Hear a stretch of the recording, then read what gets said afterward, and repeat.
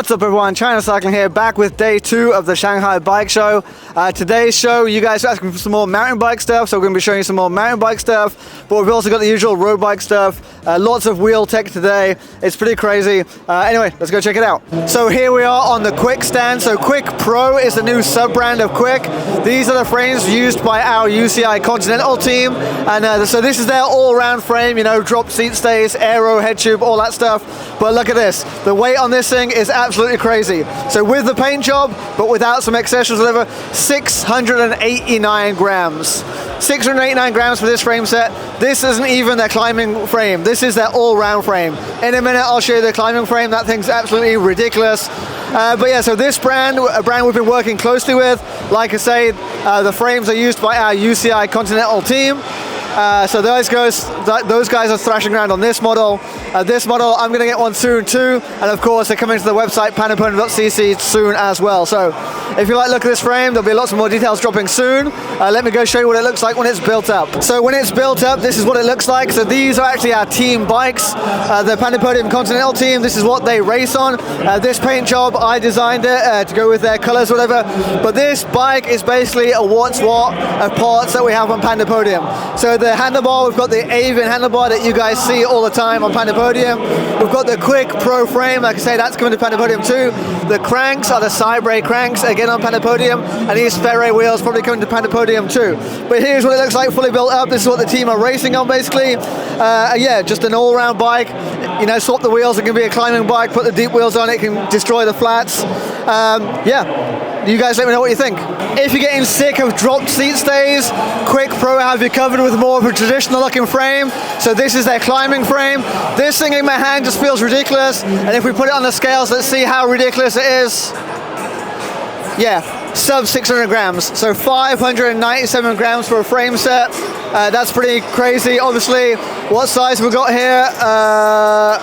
This is a size 50, so not the biggest frame in the world, but still sub 600 grams for a frame. That's crazy. I'm very tempted. I do like traditional looking frames like this, so put some skinny climbing wheels on it, maybe some CRWs.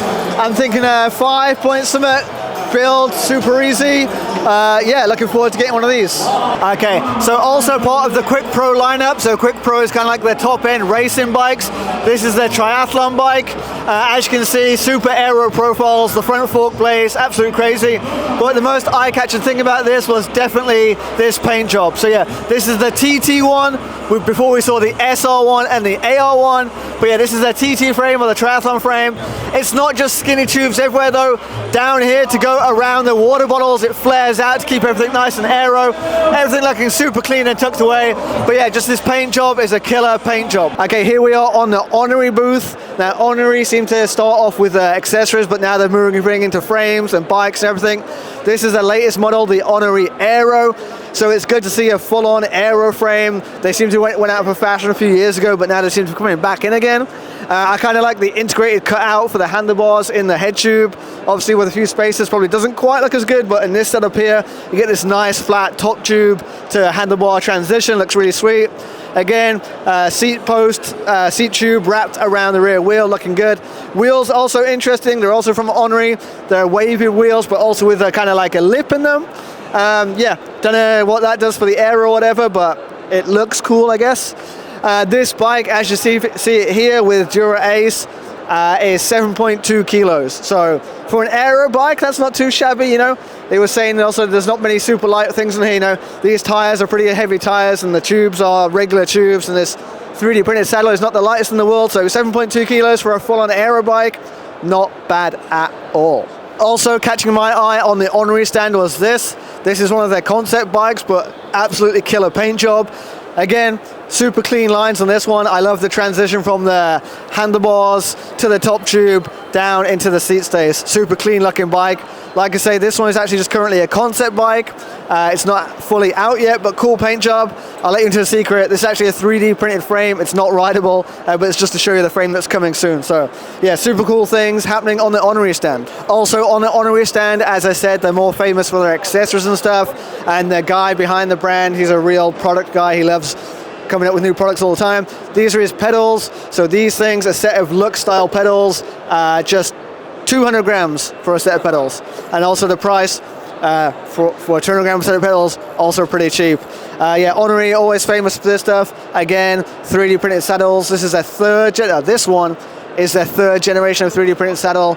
They're still not the lightest saddles in the world. This is like 170 grams, but apparently getting more and more comfortable. So yeah, lots of small accessories with good technology over on the Onirii stand. Okay, so here over on the VORTEX stand, we've got their latest wheels. VORTEX, you might have seen them around. They're famous for doing their high-end wheel stuff. This is their brand new generation of their own wheels with their own carbon hub, carbon spokes, and all that good jazz. So basically there are 3 different models. We've got the N4, the N5, and the N6. That refers to the depth of the rim. So N4 is the 40 mil, the N5 is the 50 mil, N6 is the 60 mil. The N5 and the N6 are actually the same weight, but the N5 is just a super fat boy. So maybe good for the windier days, good for the all-round, whereas the N6 is good for those flat, straight line speeds. Weights are pretty impressive. So we've got 21 spokes front and rear. But 21 spokes front and rear, for example, the 40 mil version, 1,250 grams. No, 1,235 grams, so not too shabby at all. But the attention to detail on these wheels is pretty impressive. So, where do we start? Number one, there's no holes in the rim bed, so easy to set up your tubeless. Number two, so there's carbon spokes are hooked into the hub. I'll put in some footage, but then they have this carbon cover over the top to stop the spokes falling out or whatever, were you to break a spoke or anything like that. So attention to detail, not bad. Things like the disc brake seat, the front and the rear are a bit different because the front has more force than the rear. So there's more weight reduction on the rear disc brake seat compared to the front disc brake seat. So nice attention to details on these. There is some customization available as well. They can customize the color of the bolts that hold on the end caps and stuff. So yeah, super interesting. But because this carbon fiber hub is hard for them to produce, they've got very limited supply of what they can do on this. So as well as having their own wheels with their own hubs, they're also offering just the rims, so you can build them up with any hub you want. They've got some examples over here, some Chris King hubs, some Tactic Racing hubs, DT Swiss hubs. Basically any hub that has 21 spokes, rolls front and rear, they can lace them up with you too. So able to build them up super light. I think the N4 with a Tactic Racing hub was like 1,100 and something grams. Yeah, pretty crazy light wheels. So looking forward to getting my hand on a set of these. Like I say, not cheap. These ones that you say here, the N4s, the N5s, and N6, retail price in dollars is around $3,500. So yeah, not cheap, but the attention to detail and the thought that's gone into them, it certainly makes up for it. But what do you guys think? Would you rock these? Do you think they're the best wheels we've seen? Let me know in the comments down below. Okay, so yesterday we saw it on the Java stand, and here it is on the L-TWOO stand.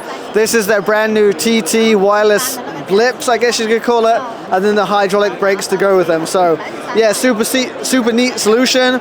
I guess also part of the Blue series. Yeah, look pretty nice, pretty refined. Next to it over here, we also have their new E-lever.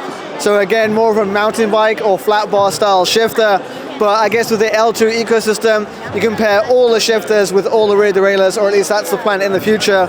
So no matter what mech you want to put on one kind of bike, they're all going to be able to talk to each other and play nice. So that's really cool, seeing more stuff coming to the L-TWOO ecosystem. And yeah, if you've got a TT bike and you want to build some up with wireless shifting on a budget, maybe this is an option. Another update I spotted on the L-TWOO stand. This one's a bit sneaky. This is the Blue edition, as we know, but this is actually an update of the Blue edition. So this is like the Blue2 edition. As I said in my Blue edition video, the Blue edition is not fully launched yet. They're still tweaking it, and this is one of the small tweaks. So the charging port used to be here. You can see the charging port's now gone because now we've switched over to USB-C charging. So if we're going to open this with one hand, we've got this nice rubber cover here on the front mech, and in here we have a USB-C charging port. So now USB-C charging, obviously a lot more convenient. If you go on a holiday with your bike and you forget the charge cable, doesn't really matter because these days everything is USB-C. I've just pulled the cover off, so that's not great. We need to put that one back on in a second. But yeah, it apparently charges faster as well because you've got higher wattages with USB-C. So yeah, small updates coming, and hopefully this will be ready for mass production soon. Also on the L-TWOO stand, this little thing is pretty sneaky. So this is a 5-speed internal geared hub, but it's electronic shifting. So yeah, I guess a kind of niche use thing, but if you've got a folding bike or whatever, it could be useful. So yeah, 5 internal gears with 230% range, so quite a big range, with electronic shifting through this. So charging it and all that stuff is handled by this, and they compare it with any of the L-TWOO shifters. So you compare it with the L-TWOO road shifters, the TT shifters if you want, the mountain bike shifters can all be paired with this. So if you want something with internal gear hubs, L-TWOO have an option for that now too. So today's coverage is brought to you by PandaPodium.cc. If you guys don't know, PandaPodium.cc is my website where I go around, find all the best bike products in China and put them on the website for you guys to buy. So if you've not been there before, make sure you check out PandaPodium.cc. So these days, it's actually the first birthday of PandaPodium. We're celebrating our first anniversary. We've got a small little sale going on, so head on over to the website, see what's up. There's a few discounts on some of our top selling products. Yeah, go check it out now. Okay, so here we are on the VFE or the VoiceVelo stand. So you guys saw my review of the G-Major a few months ago now. That's still my favorite gravel bike, an absolutely amazing bike. But people were asking in the comments for more mountain bike stuff. There is more mountain bike stuff here now. I have notes because you guys know I don't know anything about mountain bikes, so I've got to use my notes to get through this one. But apparently this is a very impressive cross-country bike. So what are the standout features? With all the VFE stuff, they like it to be light. I've told you before, the boss of VFE, he's an ex-racer himself, like did the Cape Epic, all this stuff. And so he builds the bikes that he wants to race. He builds things that he would help him to win races. So his thing here is all of his frames, all of his bikes, they want to be lightweight builds. So this frame set here with the pivot linkages and stuff, in a medium, 1,495 grams. So less than 1,500 grams for the frame with the pivots and stuff, so impressive. But there's more. So here we've got really short chainstays. We've got 428mm chainstays, which my man tells me is good for ripping corners. I wouldn't know, all I do is go in straight lines. Also geometry, very progressive geometry. So head tube angle, if you're using a 120mm fork, got a 67-degree head tube angle. Obviously that's going to change about the fork travel. On this you can do from 110mm up to 130mm of fork travel. But yeah, pretty progressive geometry.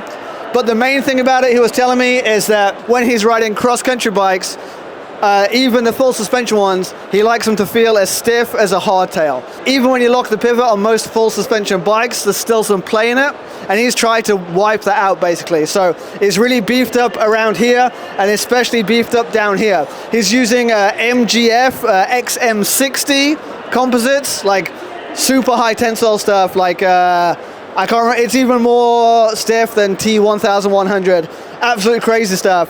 And yeah, if you grab the seat post and grab the rear wheel and try to get some torsional flex, there's just nothing. So I'm a weakling, but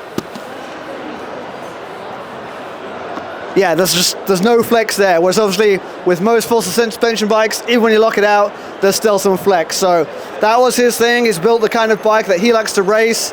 And this is the latest and greatest. This is the Voice Chorus, I believe is the name of it. And as always, great color jobs. And yeah, if you're in the market for a nice progressive full suspension cross-country bike, check out VoiceVelo. Okay, one of the products that made VFE famous back in the day was this, the XC1 handlebar. This thing, the integrated stem and handlebar setup, is just 210 grams with a 50mm stem. So there's different stem lengths, etc.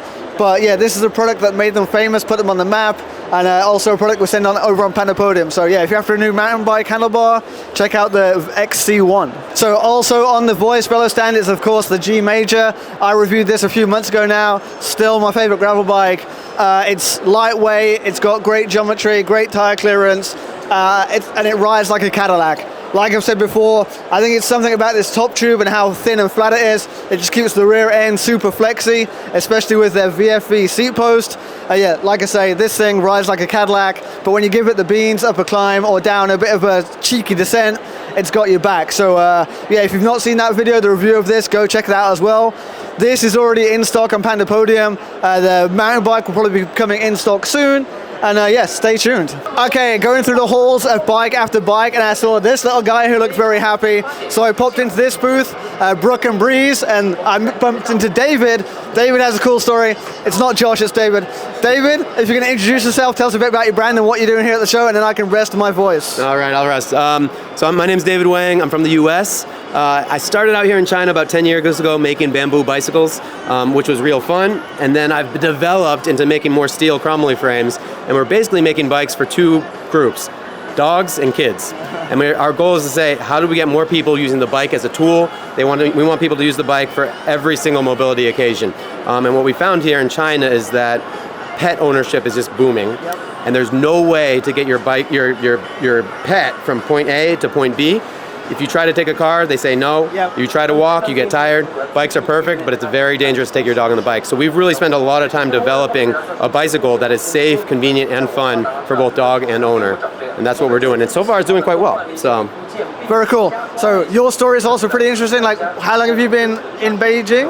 Well, you started in Beijing, then you came to Shanghai, right? Was that it? Yeah, I've been in China for 20 years. Most of my time was in Beijing making bamboo bikes, and in the last 6 years I've been in Shanghai making steel frames and basically developing a sort of new kind of porter type bicycle. And so I started out just as a student. I tried to do the whole, I'm going to study Chinese stuff, and I tried to get a real job, but came back into the bike industry.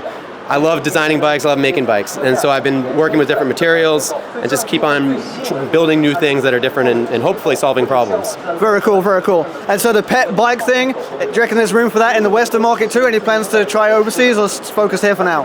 That's why we're here. Right now in China, it's going very well for us in China.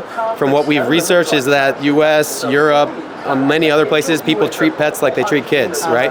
Keep them safe, keep them happy, bring them everywhere. So if we can make that work, it'd be great. But really the big goal is just how do we get people to cycle more as their everyday mobility. So whatever is blocking people from doing that, whether it's your pet, your kids, you need to buy groceries, that's what we're trying to solve for. Cool. Yeah, I mean, it's very cool. Like all these bike shows, like people will be talking about sustainability and stuff, but then still everyone's buying carbon fiber frames, like a new frame every year or whatever. I'm not sure how sustainable or how environmentally friendly that is, but yeah, I've been following you for years from your bamboo bike days and stuff, so it seems like you're actually trying to fix the problem as opposed to just sweep it under the rug. I mean, the one thing I'll say about this is like when I was making bamboo bikes, and I still make them, people are like, it's so sustainable, yeah! It doesn't matter what your bike's made out of, right? The key is for you to actually ride the bicycle.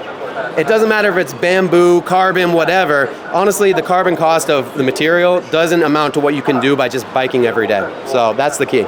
Very cool. So if someone's watching and they own a bike shop or they're a distributor and they want to bring your stuff over, they can just get in touch with you guys, Brook Breeze on Instagram? Instagram, we have a website, WeChat, WhatsApp, it's all there. So very cool. Nice to finally meet you. Joe, pleasure, man. Thank you. Okay, that about ends day 2 of the Shanghai Bike Show. Again, now we've gone through about half of the show floor, so still half to go.